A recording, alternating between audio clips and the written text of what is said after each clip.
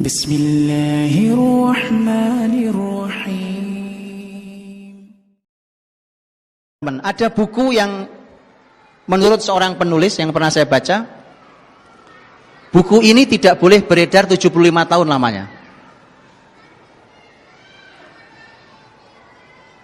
Judulnya Militan Islam. Militan Islam. Penulisnya belakangnya Jason.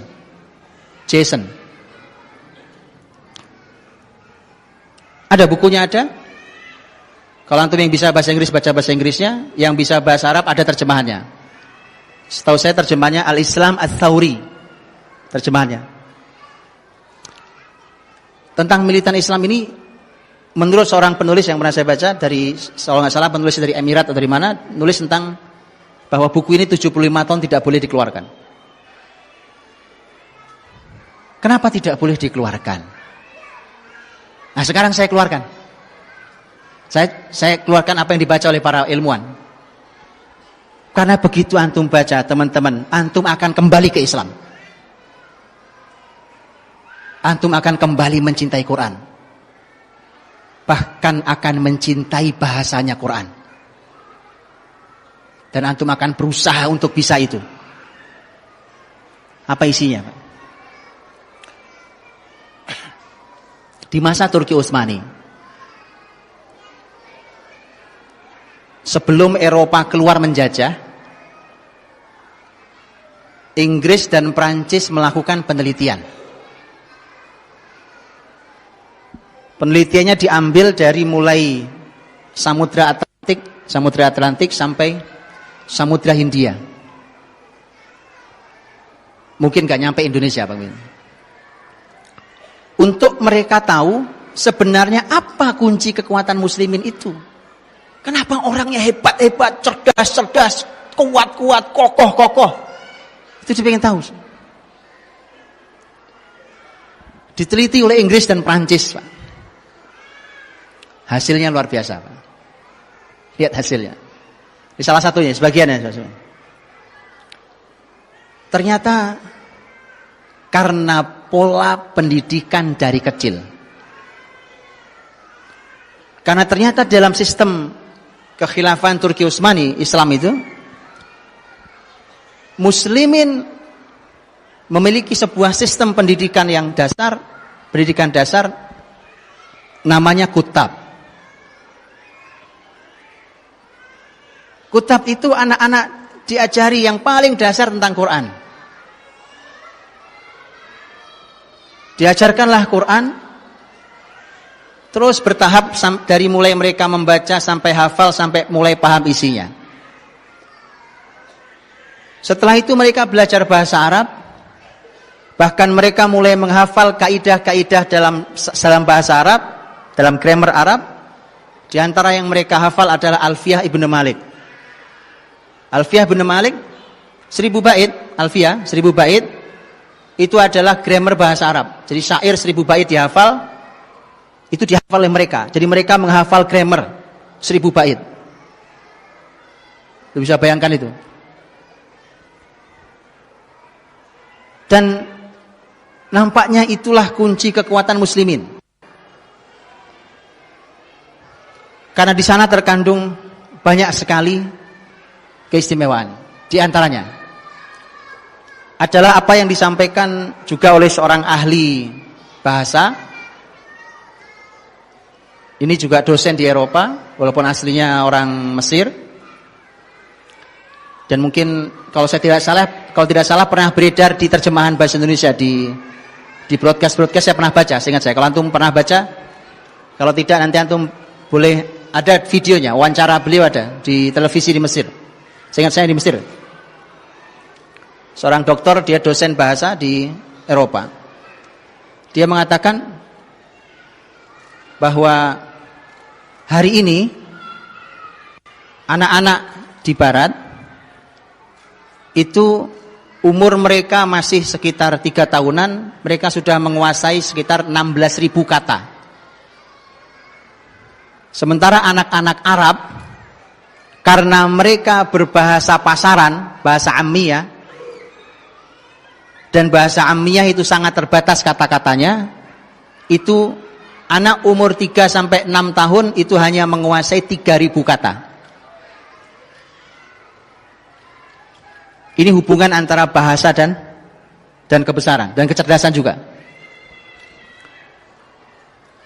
Kemudian dia mengatakan, dia katakan bahwa di muslimin dengan penelitian buku tadi itu, dia menyebutkan dalam buku itu, muslimin itu ternyata punya kekuatan di Quran dan di Arab, bahasa Arab. Quran itu disebutkan memiliki lebih dari 77.000 kata. Jadi kalau 16.000 lewat, Pak. 77.000 hampir, 77.500 hampir kata. Belum bahasa Arabnya. Belum dia kuasai grammar Arab tadi.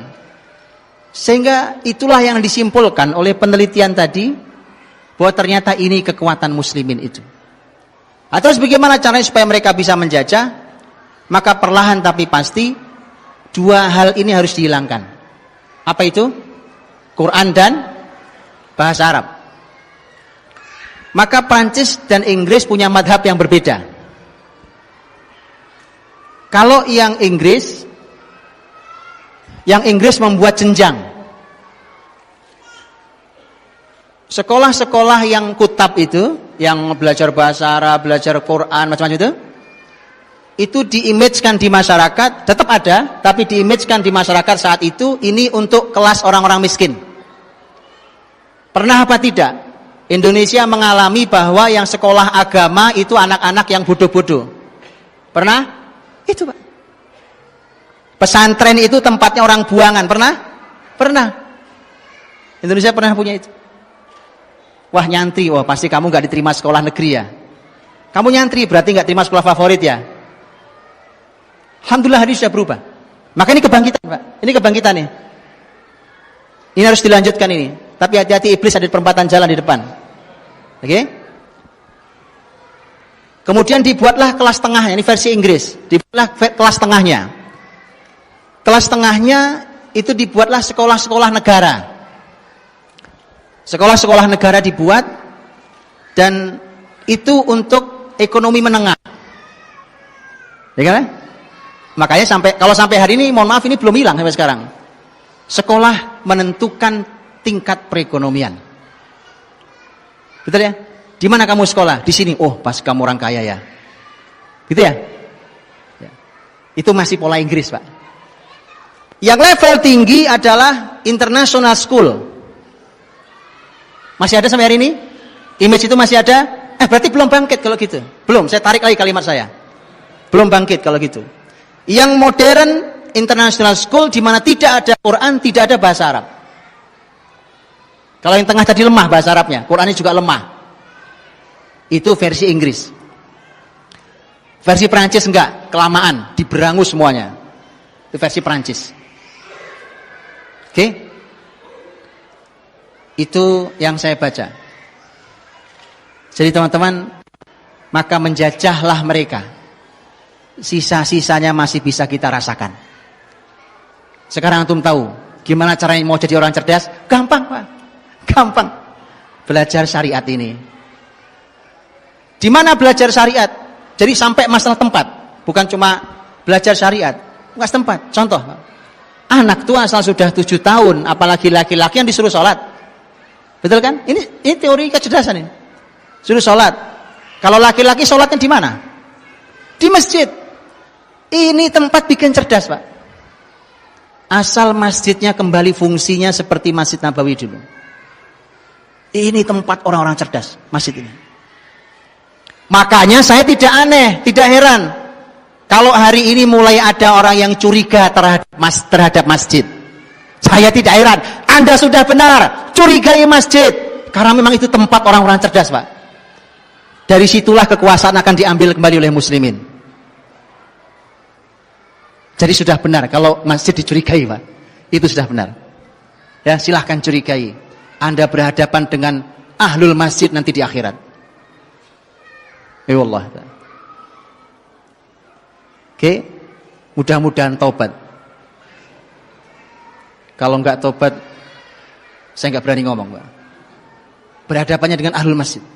Itu isinya orang-orang cerdas di masjid, Pak. Antum silahkan baca sejarah masjid di sepanjang sejarah Islam. Anda akan lihat di situ tempat didik anak supaya cerdas. Masukin ke masjid, Pak. Di tempatnya, pelajarannya, polanya dan seterusnya itu diurutkan begitu cerdasnya luar biasa. Karena nanti anak-anak kita akan ketemu tentang pola materi ilmu yang tidak pernah mungkin diajarkan oleh orang-orang barat. Mereka tidak punya ini. Kalaupun ngajarin orientalis terpaksa. Mereka tidak punya konsepnya. Umpamanya, Pak. Lah muslimin itu, Pak. Muslimin itu oleh para ulama dibuatkan konsep-konsep. Saya kasih contoh, Pak. Dan ini sebenarnya kalimat Imam Syafi'i sebenarnya. Beliau punya kalimat lengkap. Orang kalau belajar apa, belajar apa, dapat ilmunya, bukan ilmunya. Contohnya, orang belajar Quran, dia akan dapat kelembutannya. Orang-orang Quran itu lembut-lembut orangnya, Pak. Orang belajar hadis, dia akan kuat hujahnya. Jadi kalau dia berargumentasi, orang mesti jungkir balik depan dia, Pak. Mesti orang akan tersungkur kalah. Itu orang yang belajar hadis. Begitu seterusnya. Orang belajar apa terus dia akan punya kekuatan masing-masing. Itu kalimat Imam Syafi'i rahimahullah. Dan saya kasih contoh, teman-teman. Kalau antum belajar umpamanya ilmu usul fikih. Itu ulama membuatkan kaidah usul fikih. Itu Masya Allah, Pak. Orang masuk ke ilmu usul fikih, keluar dari ilmu itu cerdasnya luar biasa.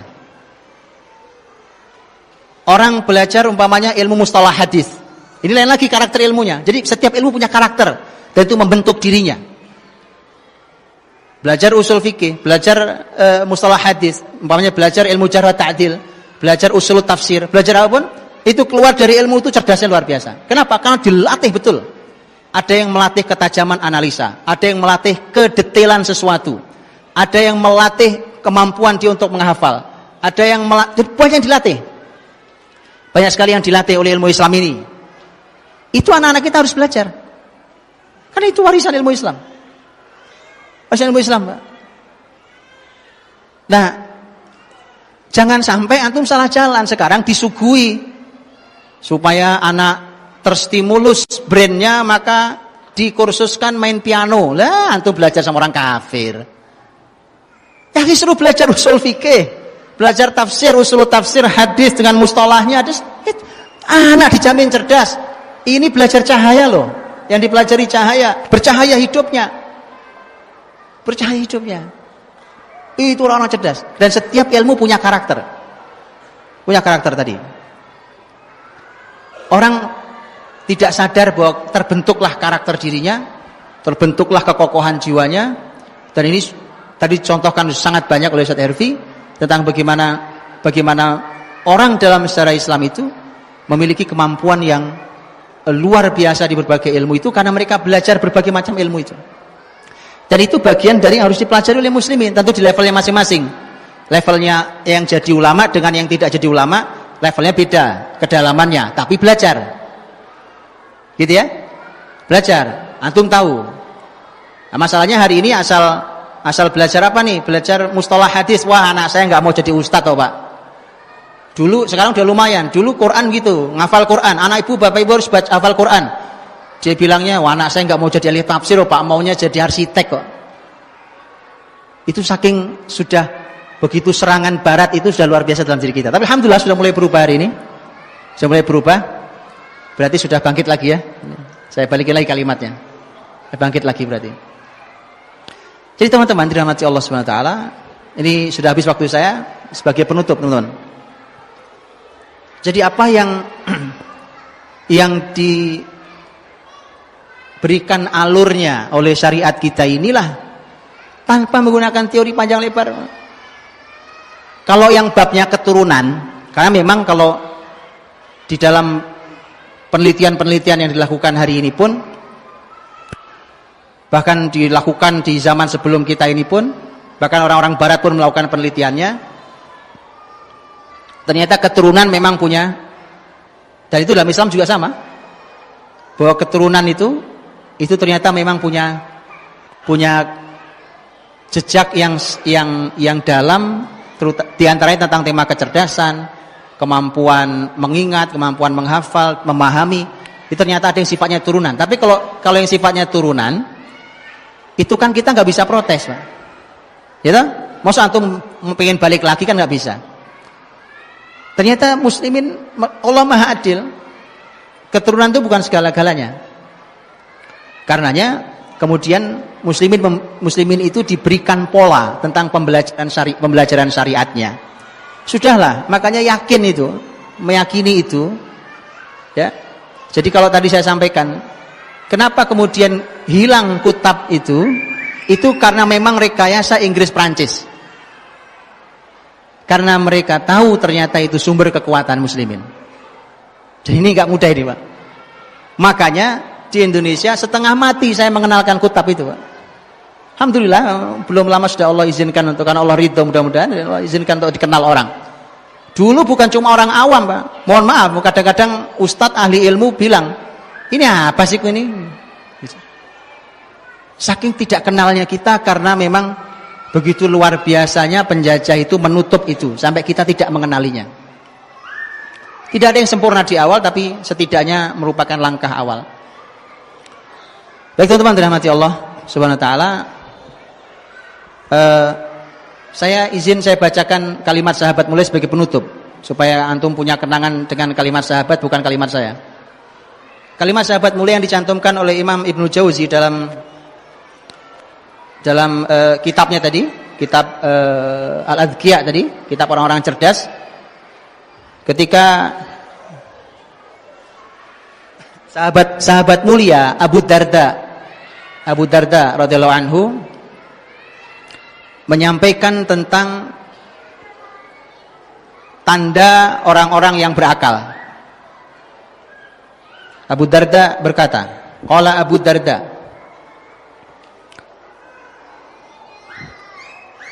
jadi Abu Darda berkata, beliau mengatakan bahwa maukah saya sampaikan tentang alamatil aqil, tandanya orang berakal. Tadi salah satu modal untuk mengalahkan Yahudi berakal. Kata Abu Darda radhiyallahu anhu, yatawadha' liman fawqahu. Orang berakal itu dia tawadhu', merendahkan hatinya di hadapan orang yang ada di atasnya. Apanya? Apa saja? Mungkin ilmunya, mungkin usianya, mungkin pengalamannya, gitu ya. Tawadhu'. Satu. Yang kedua, wala yazdari man dunahu.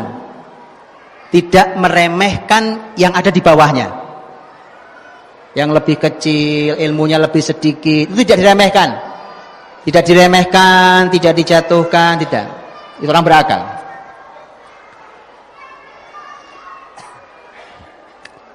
Yang berikutnya, yumsikul fadla min mantiqihi.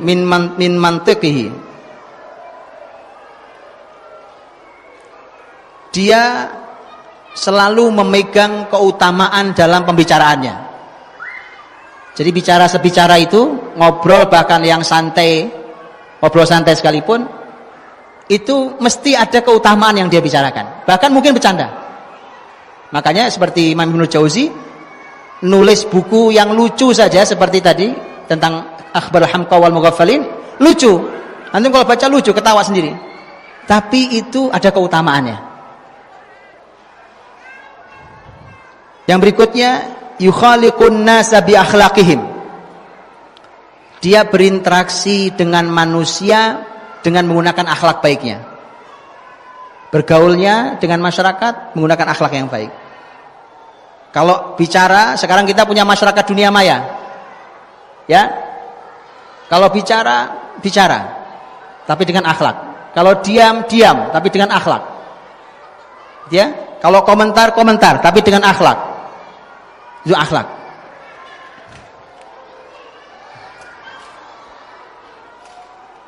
Wa yahtazizul imana fima bainahu wa baina rabbih azza wa jalla.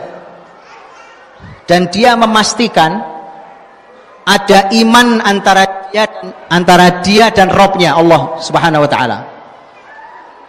Jadi dia memastikan hidupnya selalu ada iman dalam segala aktivitasnya. Fahuwa yamshi fid dunya bid taqiyyati wal kitman. Dia berjalan di dunia ini dengan ketakwaannya tapi tersembunyi. Takwaan tapi tersembunyi. Ini saya sering sampaikan teman-teman ya, bahwa hari ini tuh kita kok nggak punya sesuatu yang disembunyikan gitu loh. Padahal menyembunyikan sesuatu itu pada hal yang benar itu ajaran Nabi loh. Itu ajaran Nabi loh dan ajaran sahabat loh. Kita semua sekarang diupdate statusnya. Makan mie goreng diupdate statusnya, lagi nangis diupdate statusnya, lagi gelisah diupdate. Saya sudah sering sampaikan, mohon berhenti. Saya sudah bilang berhenti. Saya sudah sering bilang itu. Kan itu kaidah orang-orang cerdas. Ya, baik, itu kalimatnya. Kalimatnya sahabat mulia Abu Darda radhiyallahu anhu tentang tanda orang-orang cerdas. Nanti riwayat di bawahnya PR buat antum baca bukunya, karena di bawahnya ada riwayatnya Wahab bin Munabbih yang menyampaikan kalimatnya Luqman. Luqman itu sudah sampai pada level Al-Hakim. Allah berikan hikmah. Walaqad ataina Luqmanal hikmah. Kalau hikmah itu teman-teman itu lebih tinggi dari ilmu. Karena kalau ilmu yang Allah berikan sedikit, wa ma utitum minal ilmi illa qalila, yang diberikan pada kalian dari ilmu itu cuma sedikit, kata Allah. Tapi kalau diberikan hikmah, Allah menyampaikan, wa may yu'tal hikmata faqad utiya khairan katsira. Siapa yang diberi hikmah sungguh telah diberikan kebaikan yang banyak. Jadi ada PR lagi nanti. Begitu jadi ilmuwan harus menjadi ahli hikmah. Gimana caranya perlu dikaji lagi. Luqmanul Hakim itu sudah sampai level hikmah. Beliau nanti menyampaikan di poinnya. Beliau menyampaikan bahwa menasihati anaknya, ya bunayya may yatimmu aqlu mri'in hatta yakuna fihi asyru khisal. Wahai anakku, seseorang tidak akan sampai sempurna akalnya sampai dia punya 10 sifat. 10 sifat antum baca sendiri di bukunya. Saya kira itu. Wallahualam bishawab. Assalamualaikum warahmatullahi wabarakatuh.